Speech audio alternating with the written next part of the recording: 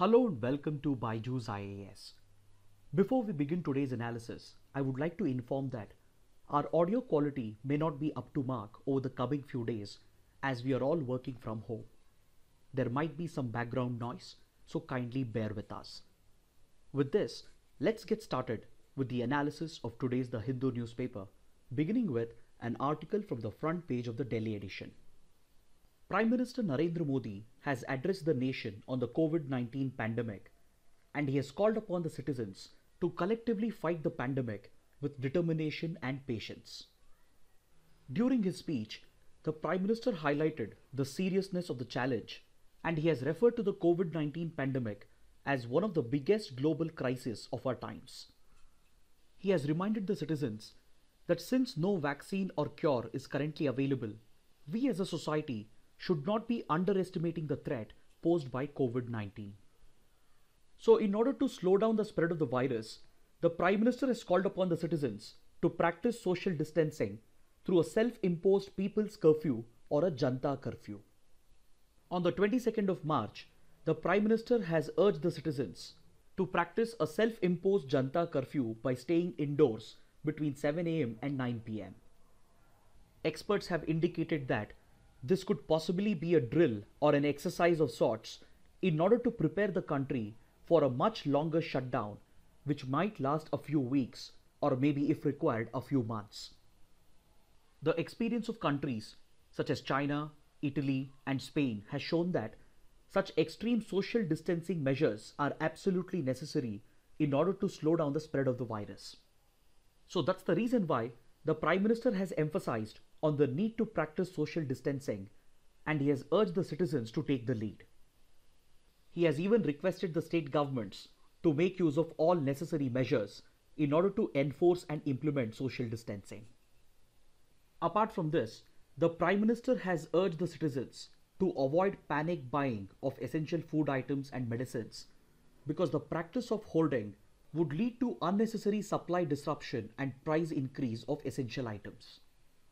He has said that India has sufficient stocks of all essential food items and medicines, and hence there is no need to resort to panic buying. Then the Prime Minister has also offered a few suggestions which might help in reducing the burden on India's healthcare system. Since senior citizens above the age of 60 years are the most vulnerable to COVID-19, he has urged them to stay indoors for the next few weeks. He has called upon all the citizens to postpone elective surgeries and routine checkups in order to reduce the strain on the healthcare system. We have discussed in previous sessions that people suffering from severe form of COVID-19 require ventilator support in intensive care units due to the failure of their respiratory systems. So if the outbreak in India follows the same exponential curve as seen in other countries, then there would be a huge demand for such intensive care units with ventilator support. But in every country, there is a limited availability of such ICUs. So in order to ensure their availability for the needy COVID-19 patients, the Prime Minister has urged the citizens not to exert unnecessary strain on the healthcare system. He has also called upon the citizens to express gratitude and appreciation to doctors and the healthcare workers who have been working tirelessly to combat the pandemic through a creative gesture while practicing the Janata Curfew on the 22nd of March. Apart from this, the Government of India has announced a ban on all international flights from the 22nd of March in order to prevent the entry of imported cases. So considering the economic impact of these drastic restrictions, the Prime Minister has announced the establishment of a COVID-19 economic task force that would be headed by the Finance Minister. This economic task force would be evaluating the economic impact of the pandemic by interacting with all the stakeholders, and it would be suggesting suitable recommendations to the government. The Prime Minister has also made use of the opportunity to urge all the employers, except for those providing emergency and essential services, to grant work from home for their employees and ensure that they do not reduce the pay of the employees if they are not able to make it to work. So these are some of the measures that have been announced by the Prime Minister as a part of India's strategy to combat the COVID-19 pandemic. But critics have pointed out that even though the Prime Minister's speech addressed a number of key issues, It lacked in substance, and there were no concrete measures announced by the government to combat the pandemic. By learning from the examples of Italy and China, experts have been calling for stricter restrictions and shutdowns in order to prevent and contain the outbreak from entering the third and the most dangerous stage of transmission, that is, community transmission. Experts have called for more aggressive and widespread testing in order to detect community transmission, and they have asked the Indian government to draw a lesson from South Korea, which used an aggressive testing strategy in order to contain community transmission. But the biggest criticism is that the Prime Minister has not announced any concrete measures to tackle the economic slowdown. It was expected that the Prime Minister would announce an economic stimulus to support the industries that are facing the risk of collapse due to the global economic recession that has been triggered by the COVID-19 pandemic. It was also expected that the Prime Minister would announce an economic package to support the livelihoods of the weaker sections who have been the hardest hit due to the disruption caused to their livelihoods with the imposition of lockdowns. Now let's take up another article from page number 1 that is related to the Nirbhaya case. In 2012, the gang rape and murder of Nirbhaya shook the conscience of the country, and it highlighted the lack of women's safety in India, and it brought out the loopholes which existed in India's criminal laws with regard to rape and sexual offences against women. This horrific incident led to massive protests across the country, and it pushed the government to establish the Justice J.S. Verma Committee in order to reform India's criminal laws. The Justice J.S. Verma Committee suggested wide-sweeping reforms to not just the criminal laws dealing with rape and sexual offences, but it also suggested changes to the juvenile justice law, the Armed Forces Special Powers Act, etc. The accused in this landmark case were held guilty and convicted thanks to the watertight case built by the Delhi police, and they were awarded the death penalty as it fell under the rarest of the rare category. But despite being awarded the death penalty, the execution of the death penalty could not be carried out for a number of years due to the legal loopholes which exist in India's judicial and legal system. Over the last few months, the convicts have misused the mercy petition, the review petition and the curative petition, and they had filed multiple appeals in front of the Supreme Court and the President of India. Their objective was to delay the execution of the death sentence, and they even succeeded for a number of months by exploiting the loopholes in the legal system. These loopholes, which enable the misuse of the review petition and the curative petition, has been explained in detail on the 8th of Jan, so I would request you to go back and watch this analysis. See, the validity of capital punishment in a modern democracy and its ability to establish deterrence against crimes is an entirely different debate altogether. But however, India's criminal legal system provides for the death penalty in the rarest of the rare cases in order to deliver justice not just to the victims but also to the victim's family and the society, and to establish a strong deterrence against the possibility of future crimes. So that being the case, the legal and the judicial system should ensure the swift execution of the death penalty, provided if the due process has been followed, and provided if the convicts have exhausted all their available legal remedies. But in the Nirbhaya case, not only was the due process followed, but the convicts had already exhausted all their available legal options as well. But despite this, the execution of their death penalty had been delayed multiple times due to the loopholes in the legal system, which allowed them to misuse the mercy petition, the review petition and the curative petition. So this was a classic case of justice delayed is justice denied, and it was depriving the victim's family and the society to seek closure. But finally, the Delhi High Court rejected the stay petition of the convicts yesterday, and it set the 20th of March as the date for their execution.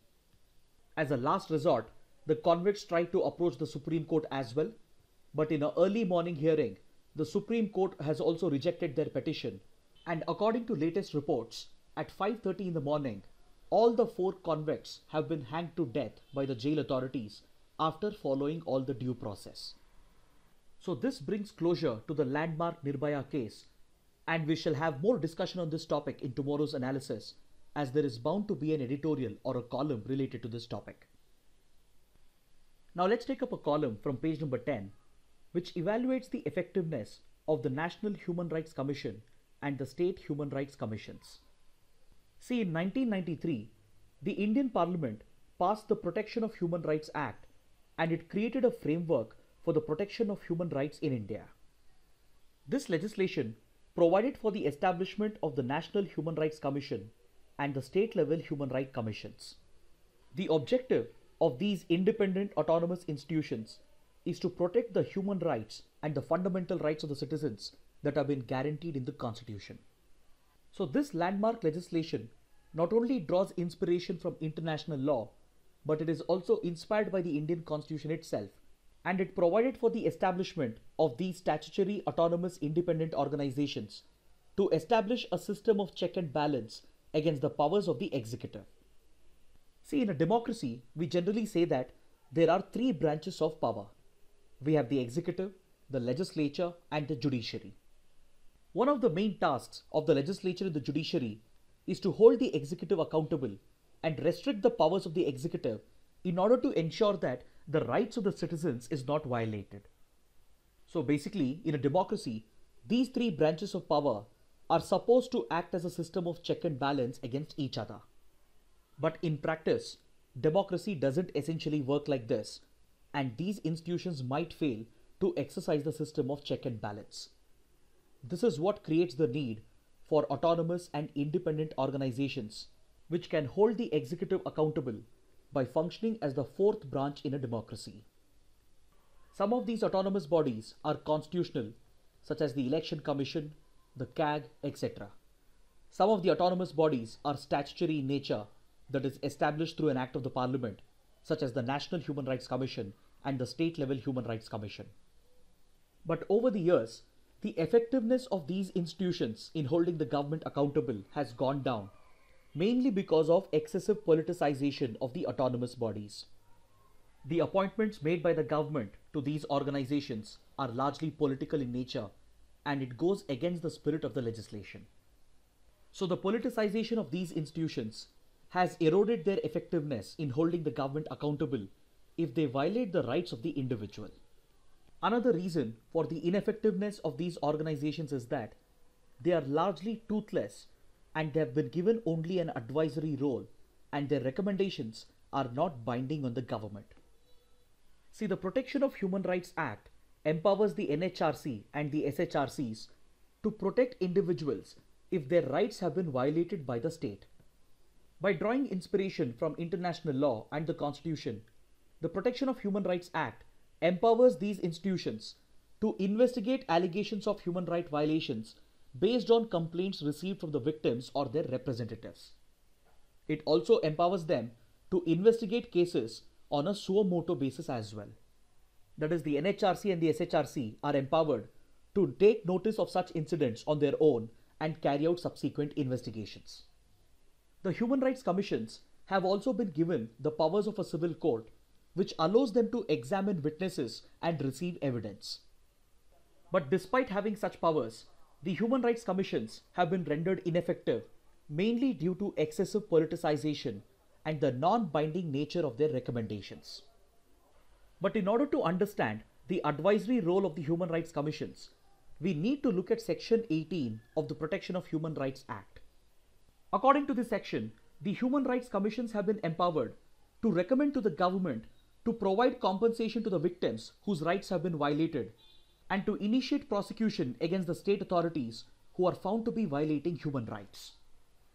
But the key word over here is recommend.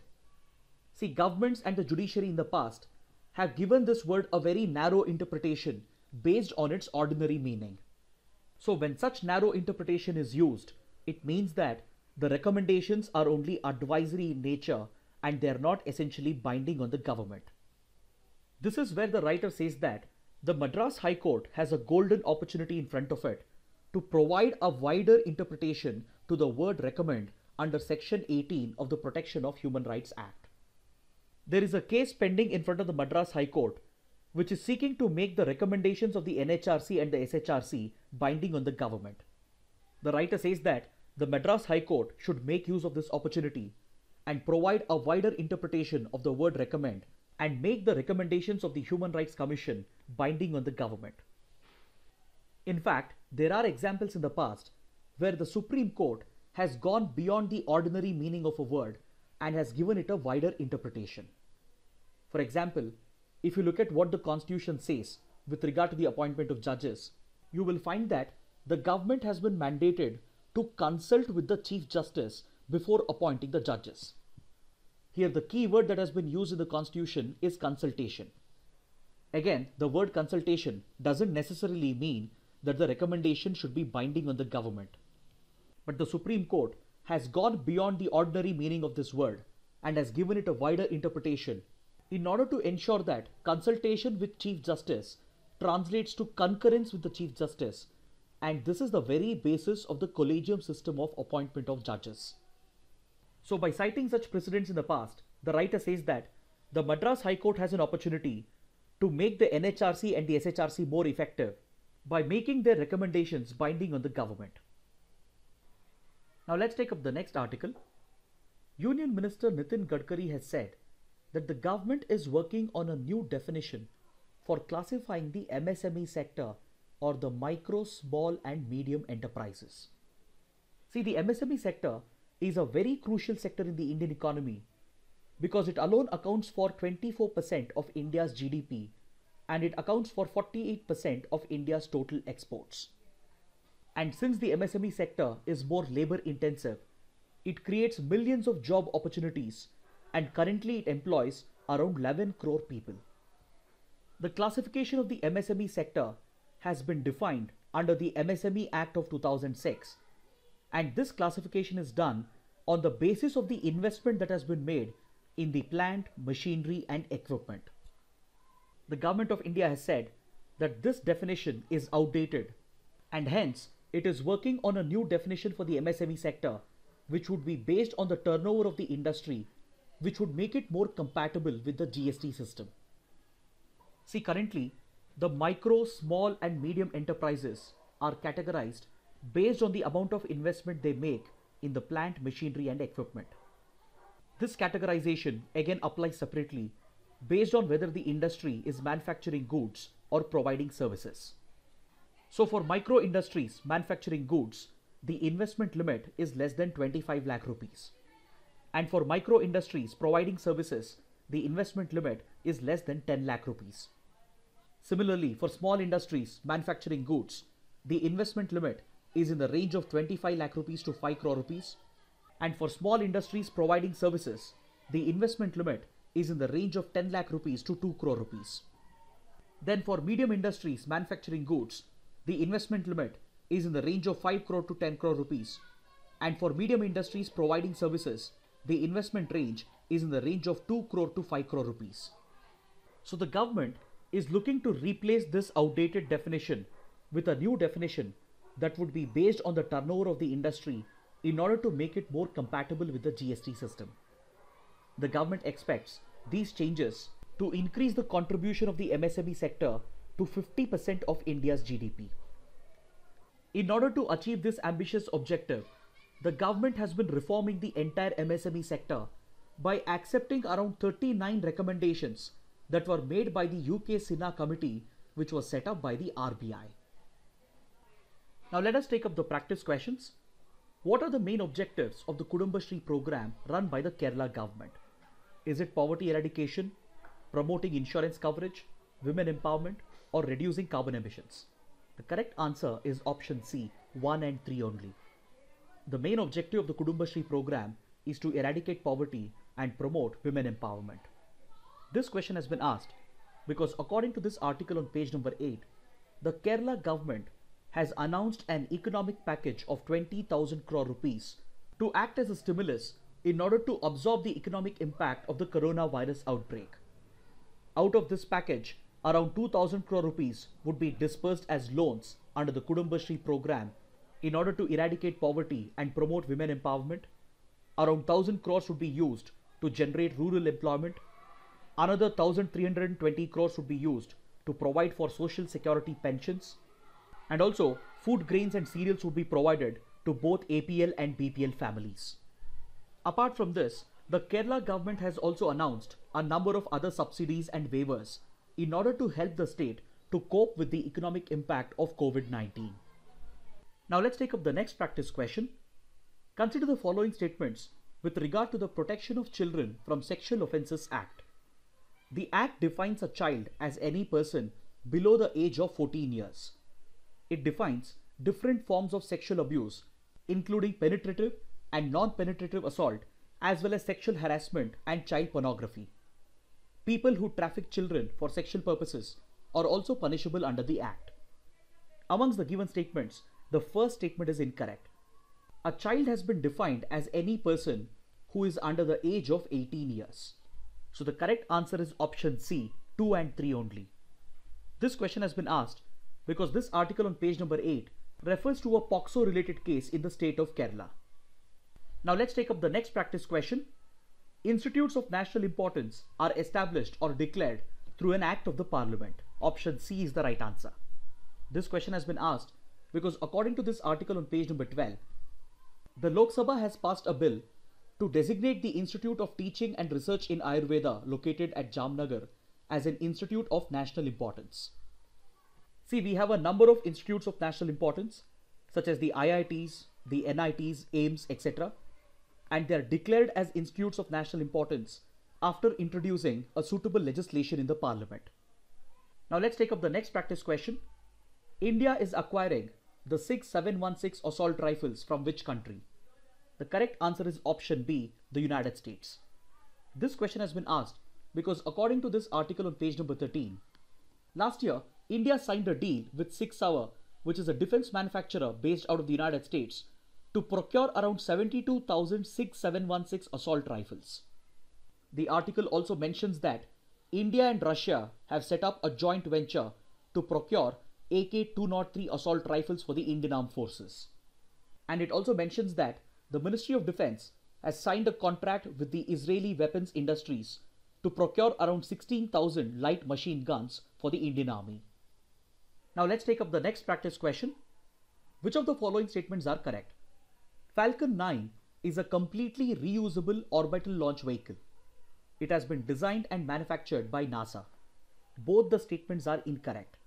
See, Falcon 9 is a partially reusable orbital launch vehicle and it has been designed and manufactured by SpaceX, which is owned by Elon Musk. So the correct answer is option D, neither 1 nor 2. This question has been asked because according to this article on page number 14, SpaceX is planning to send its first manned flight which would carry astronauts to the International Space Station by using its Falcon 9 rocket. Now let's take up a map-based question. It was an unrecognized state in southern Africa from 1965 to 1979, equivalent in territory to modern Zimbabwe. This refers to Rhodesia. Option B is the right answer. See, the country of Zimbabwe that we have today in southern Africa was an unrecognized state during this period and it was known as Rhodesia. This question has been asked because this article on page number 11 refers to the civil war and violation of human rights which was going on in Rhodesia 50 years ago and how the resolutions of the UN Security Council failed to prevent these violations. Now let's take up a practice question from the 2017 prelims paper. What is the purpose of Evolved Laser Interferometer Space Antenna or the ELISA project? The correct answer is option B, to detect gravitational waves. Finally, let's take up a couple of mains practice questions. The first question, in the light of COVID-19 pandemic, discuss the measures being taken by the Indian government to enforce social distancing and prevent hoarding of essential items.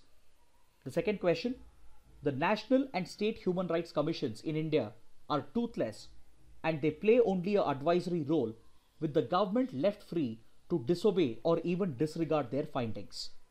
So critically evaluate this given statement. Kindly write an answer to these questions and post them in the comment section below. This concludes our discussion for the day. Thanks for watching.